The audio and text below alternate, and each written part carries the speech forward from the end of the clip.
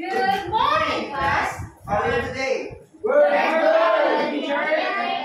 Did you eat your breakfast, class? Yes. Very good. That is your job, right? By the way, I'm teacher Jeff Nick. And I am teacher Jess. Just call me teacher Jess. And we are your teacher for today. And before that, let's read first our objectives. At the end of the lesson, the students should be able to classify the different kind of landforms, discuss the different kind of landforms and its importance, and appreciate the value of different landforms. Very good. And are you excited, class? Yes, teacher. But before that, I know that everyone is ready to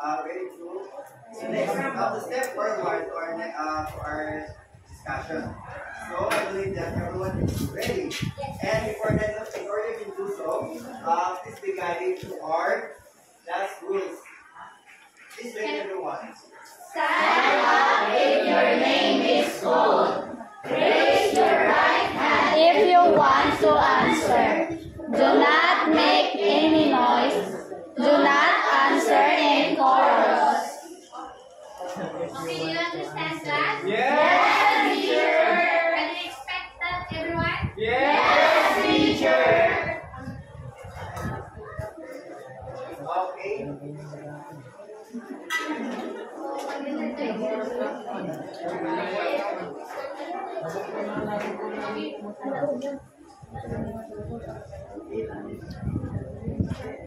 For now, can you observe the picture? Yes. It's all about landforms. Okay, very many kinds of landforms. What do you see in the picture, class? There's a mountain. Concern ay mountains, mga rocks, valleys, Okay, how about your ID? Ako, sir!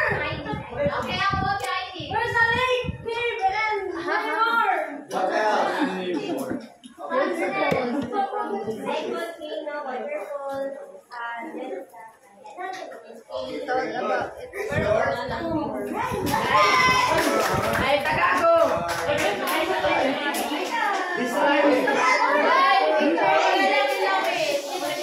Pictures of beautiful. Do you know how to do a Superman clap? Give me a clap like this. 1, 2, 3, 1, 2, 3, Superman! You do it.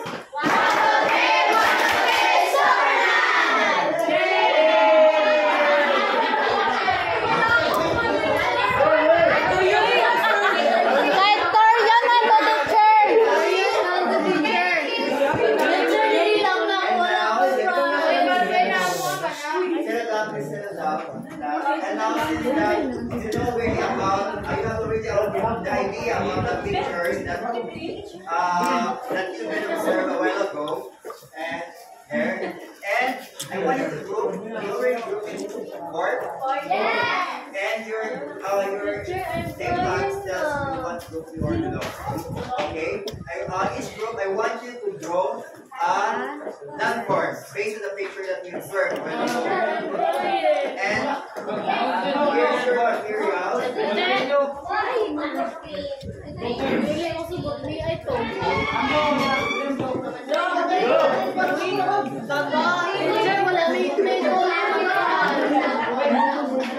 Patay makaon.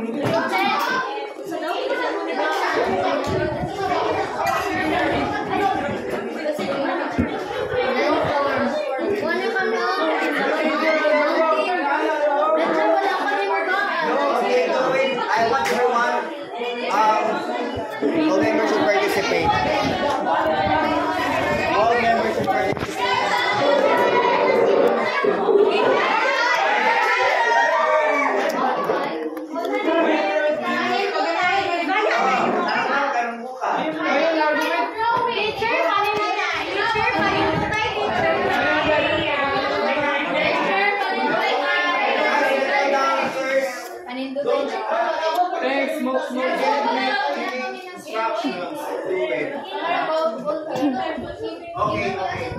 is the rubrics for your ratings. Content 2, score, creativity 3, calculation 3, overall presentation is 2. And the mahuli 4. You will start your task. I will give you all the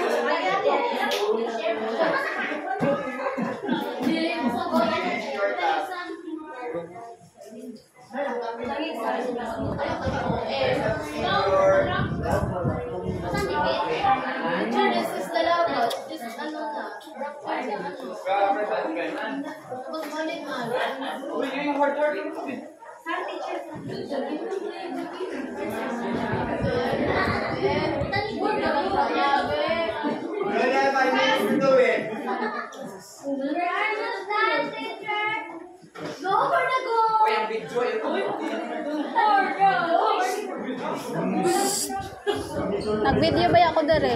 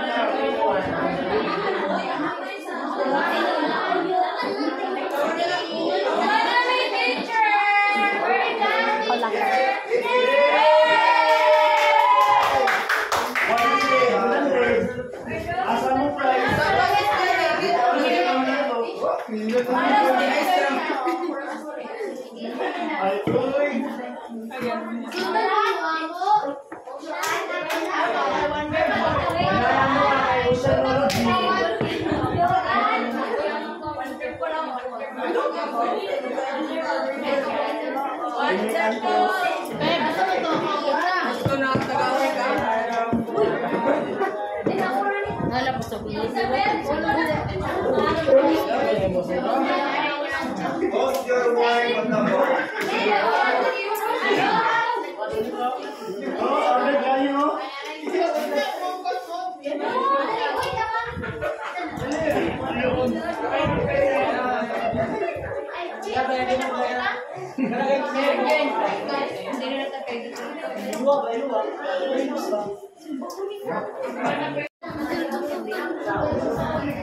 We don't drop the drawing. Okay.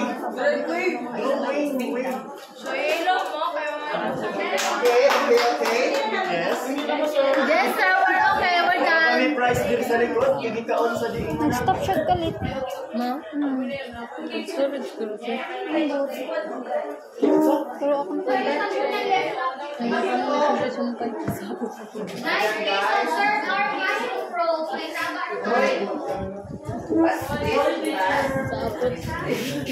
Tapos na natin. Okay, everyone, Pwede mag-elementary.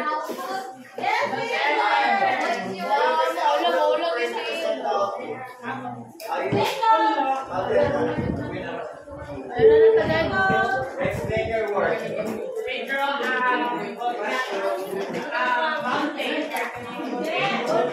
Okay naman na. Ay, pink. Ano eh?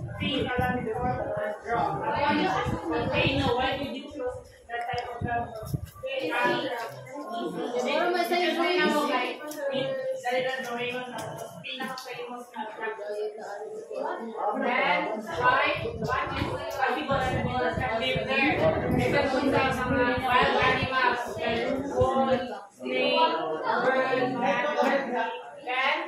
and human being can live there for a long time.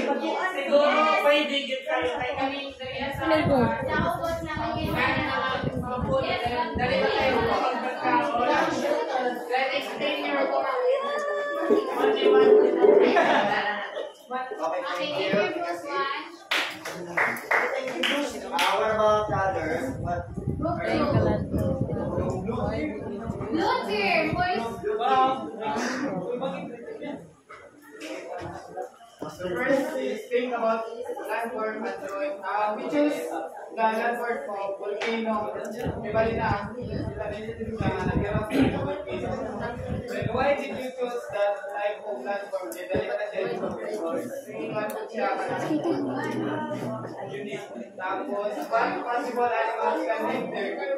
Kung hindi matira ang volcano, ibali natin na siya yung example like hindi ang mga karabaw, pero kung makira, makatay yan sila sa land. Tapos,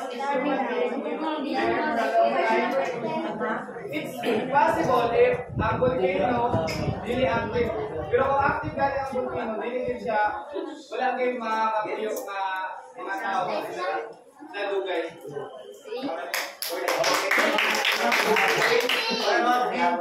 Ako next. Yes. Jay! Pres! Pres! Tindoy! Uy!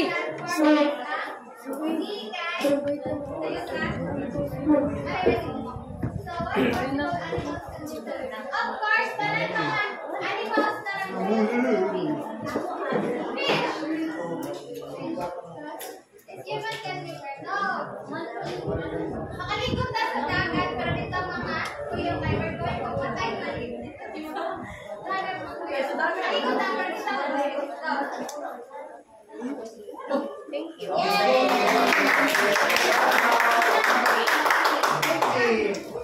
Wow! For the first time!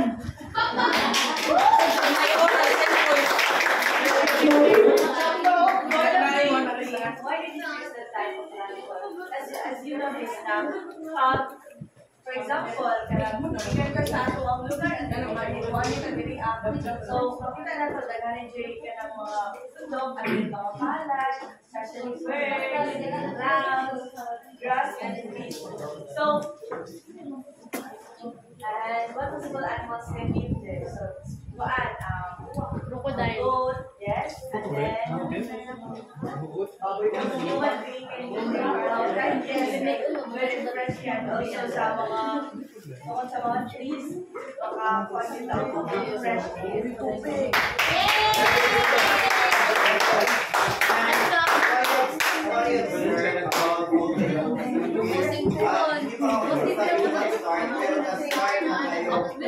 Since that you're very excited about the activity.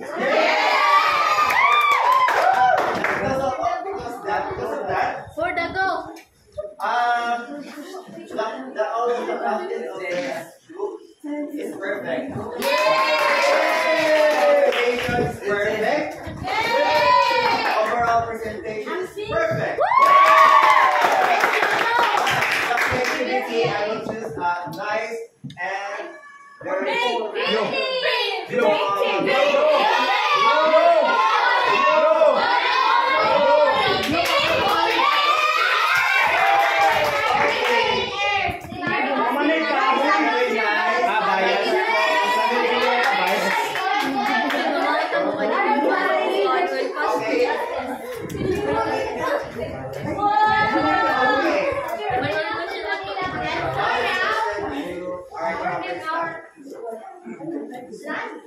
Our topic today is all about landforms. There are so many types of landforms. First is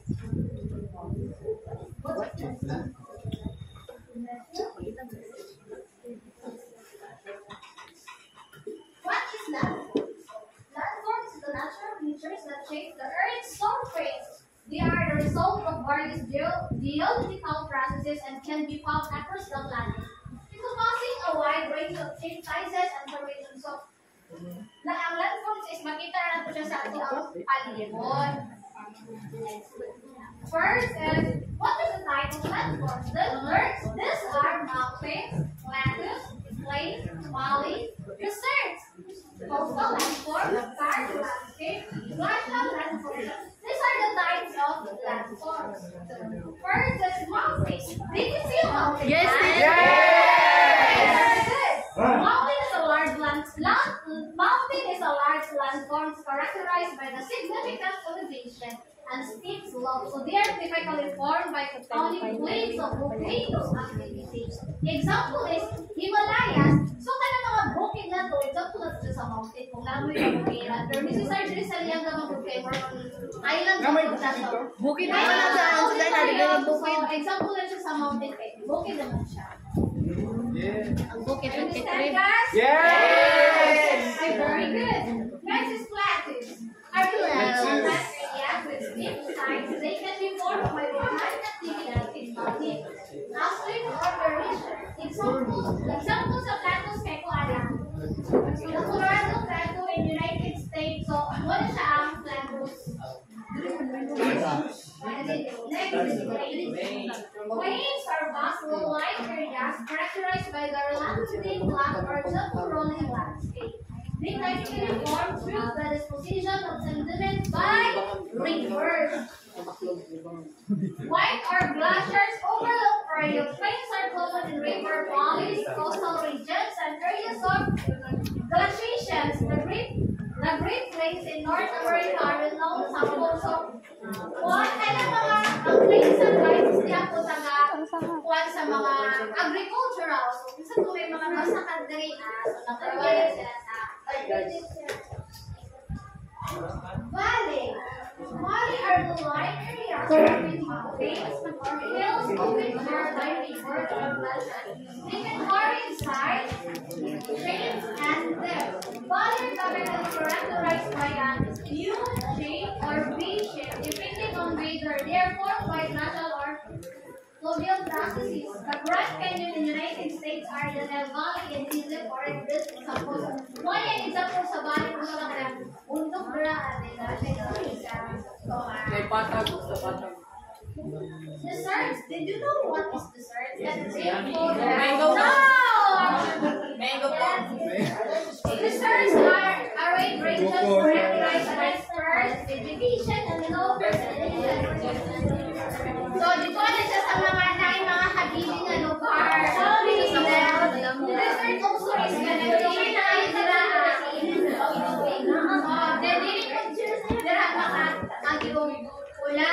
Pero teacher, di na ang nagaan ang cactus. Ang cactus teacher na adila sa base.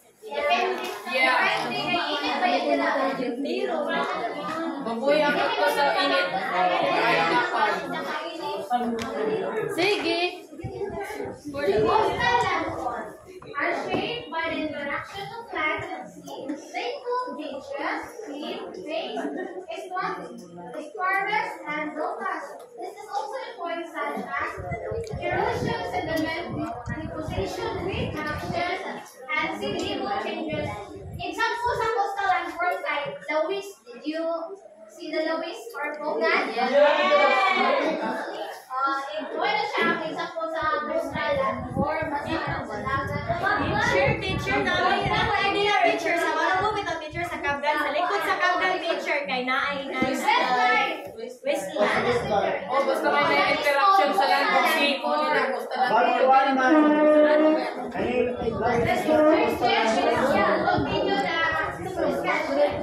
Next is forest landscape.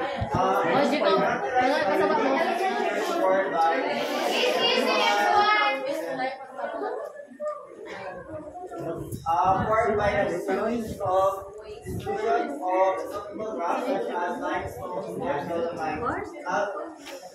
Yung distribution means to say yung parang the rock, the other piece is composed of a big rock, and then a billion years pass by, it will create a it will transport a new landscape.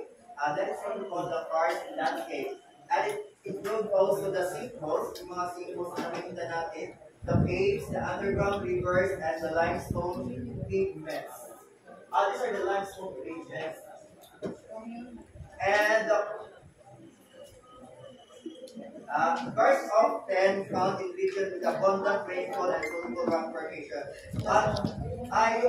This landscape found sa area ng mga abundant rainfall, and times goes by a million years, it will transform because of the rainfall. The the rocks became the smooth foundation of the rocks became weaker, and that is why it begins to weak, and then why some of the some of the rocks as what do you call that? The rocks, limestones or dolomite, yung napupunaw or nabibiyak. That is why as the years pass by, it becomes a new transform and a new landform. And of course, the glacier landform are formed by the movement of and erosion of glaciers. So if nakita natin, this is what we call the glacier landform. So, diba, nasa area siya ng mayroong snow. So when the snow is over the whole mountains, tapos when the ice snow melts, then every year and in the million years, and always repeating the what we call the situations, it will make the shape like this, and it will the features like U-shape. Magkakaroon siya ng U-shape na mountains and shaped valleys. The third is like for example, yung mountain dyan, may siya, sa center ng mountains, may curved siya na parts. And then, what the moraines is what we call here, this is the melted snow. This is what we call the moraines. And the left shore is this river here. From the ice here goes down and then it flows to the river. This is what we call the If Fjords. And it's also commonly found in regions that have experienced last glaciation, such as Alps. So yung Alps, yung mga matitirik na mga bukid mountains. This pictures is from Canadian rockies or Canadian rocks. And also this example here is the Antarctica.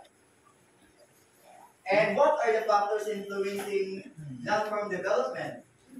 So these are the key factors that shape landforms. The first one is the tectonic activity. Landforms are significantly influenced by tectonic forces which result the movement and interruption of Earth's tectonic plates. Diba yung the collision ng mga plates, diba it causes the earthquake. If it will happen many times, may tendency it will create mountains and what else? Valleys like that. So the tectonic process like plate collisions, subduction zone, yung mga mababang area ng mountains, and faulting. What do you mean by faulting? Yung parang diba there's a strong earthquake, yung land or yung soil is not rich siya into mag-divide. So it will also give a rise landforms such as mountains, rift valleys, and volcanic features. Mag-create din siya ng volcanic. So this is the actual tectonic plates shaking or wow. So this is the actual animation of this is the place, the collision of the place, and then it will happen in million years. So it will create another transformation of mountains, valleys, and rivers. So that is the collision of plates. And also the geological composition. This is one of the key. This is also key factors in shaping the earth. So underlying geological composition of an area plays a crucial role in landform development, such as different types of rocks, minerals, are very resistant to erosion, which can lead to formation of distinct landforms. For example, the resistance of rocks like granite may form rugged mountains ranges. Softer like sandstones are more prone to erosion, can create unique formations such as arches or woods.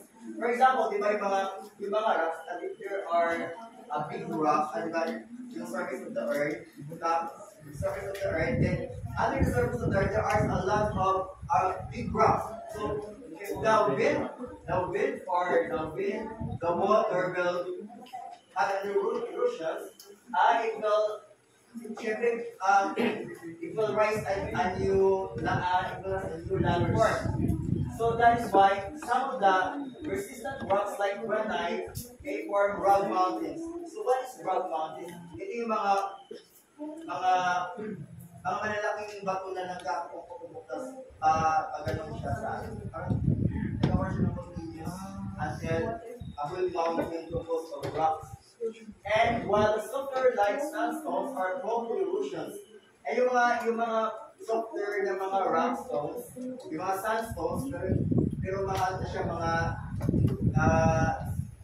ano siya into pieces, yung mga stones na yon, prone to erosions, it will create art. Ito yung makikita natin. That a million years, it will transform an art or Buddhist. Wow. Yan ang makikita natin pag it will create erosions ng mga softer rocks like this, and it will create arches and Buddhist. So erosions and weathering is also a factor in shape. Landforms over time, water, wind, ice, and gravity contribute to the erosion, transportation of rocks and sediments. Ganun to say, yung erosions over time, erosion ng water, wind, ice, it will create a transportation of rocks and sediments. So maka-create siya ng shape ng landforms. So, also the water, like for example, ang river is a water. So, like yung water, river, magkakaroon siya ng water erosion. Diba, pag like from small river, that time comes na lalaki siya, diba? Para yung mga lupa magbibiyak-biyak. And, also the valleys wind can shape sand dunes. Yung mga, like for example, yung wind, tapos magkaroon siya ng wind erosions. So yung sand, maka-create siya ng what we call the sand dunes. This is what we call the sand dunes. The formation of sand. Wow. Yes, we should have been wrong. Sand dunes. Ang nanay sila siguro wind Sandstone. siguro to ba? Sand dunes. And also the coastal weathering of rocks and minerals can also contribute to the formation of specific platforms. So what is weathering? Ito yung weathering, yung the deteriorating and the rocks is deteriorating, or it makes the rock weak. It makes the rock weak. Ganun yun. Tapos with the rocks weak or deteriorating, it will fall, it will break and it torn into pieces. So this is what we call like for example here, we have here a big rock. Tapos the foundation of the rock is getting deteriorating. That is why it will happen. Time will come that the rock will break down, and then and also it will give the time will pass after a million years. After that, it will transform another landform or that we call Grand Canyon rock formation rock. And also the climate and weather. Factors influence landforms by affecting erosions, rates, sediments, transport, and deposition. For example, areas with high rainfall may experience more significant erosions and the formation of deep river valleys. And the region may be characterized by the accumulation of wind-blowing sand dunes. Ito yung and additionally, rays, low cycle in cold climates can contribute to the formation of features like drifting and cloud storms. So this is the example of the image of the weather, climate and weather. So from in this area, abundant rainfall. So my friend, this is siya na after million years, nagkaroon siya ng river. So because of the abundant rainfall. And the other side is dry air advances. So magkaroon siya ng mga pag-creation, mga landforms, ng mga sand dunes. So this is the example of Great Cow cycle. So one is nitrogen. This is located at the cold air, cold places. So this is the rock. So nakita rin yung rocks na may mga break siya sa gitna. And kung magkakaroon ng ice snow, papasukan siya dito na ice. And after that, ibigas na yan. And after amin, palagi na siyang nangyayari, it will allow smoke will break into pieces. And then it will make another tube, cross another shape the landform. So and also the time is also impact for shaping the earth. Landforms develop and evolve long time periods. The gradual process of erosion, deposition, and the tectonic activity can result in substantial changes to the Earth's surface. Landform can persist times usually maghihintay tayo ng million years para another mountains. While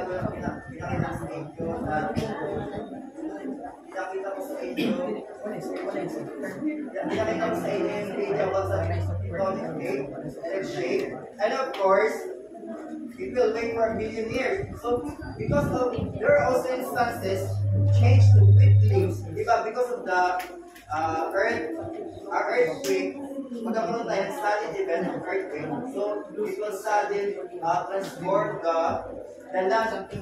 For example, the earthquake and volcanic eruption, magkakaroon sudden People at the back, paminaw mo. Sabi mo the land. So, who can read this one? People at the back. People at the back. I'm sorry. Human activities can also impact landforms. Human-induced factors such as mining, deforestation, urbanization, and the construction of dams can alter the natural landscape, leading to the creation of artificial landforms or modifying existing one. Thank you very much. It says that human influence is also, like for example, mining, the deforestation, and the urbanization. And of course, like for example, it's a river.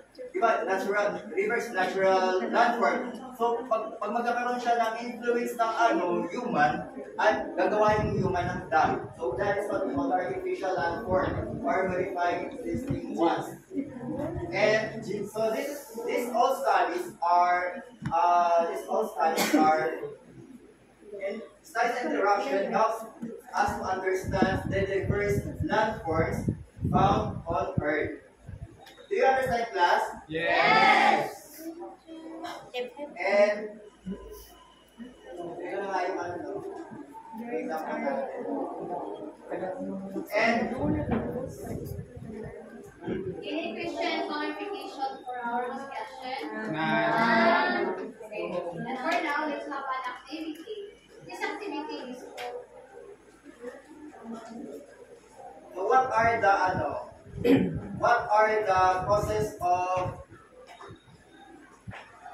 causes of to shape the landforms? Mining. The factors. Heat. Time. Tonic plate. What else? Time. Time. Okay. Very good. You. What else? Earthquake. Okay. Weathering. Weathering. Natural disasters like Typhoon. Yes, thank you. What does landslide? Deforestation. What else? Pwede rin. Human influence, very good. What else? Human influence. What else? Meron pa? Type?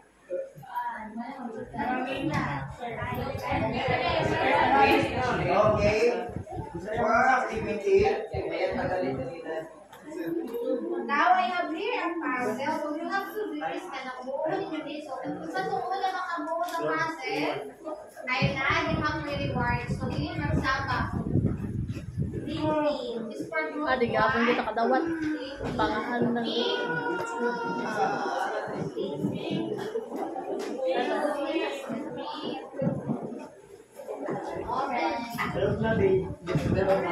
Ay, wala pa si ma'am naging na mag-start na. Limang kinuha na. Pati naman yung buhok pala diya.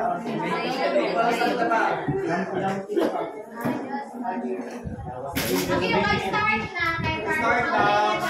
Start na to fly.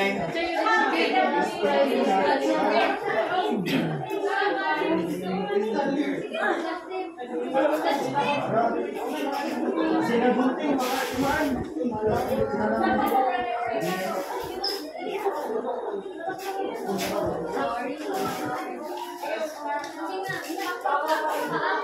Ilahang, yes, are you done? Lug-lug ka.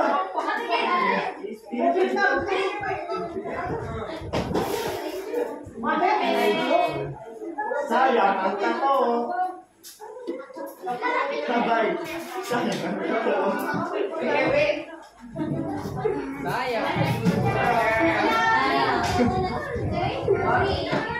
Oy, kami na.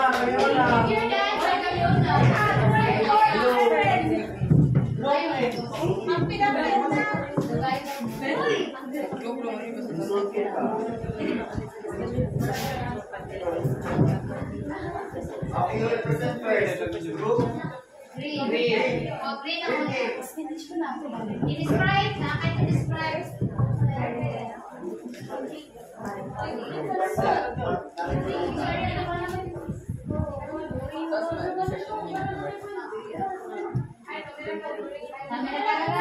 What type na? Kami na kan una. Looking. So, this type of landform is the coastal landform. Very good. Ang mga kaituan. Bale. This starts in Very good. Very good. Green tea. Well, Green tea. Green. Ano tayo bang?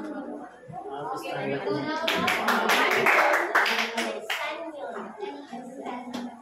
Okay, very good. Thank you everyone for your cooperation and let's move on. Give me a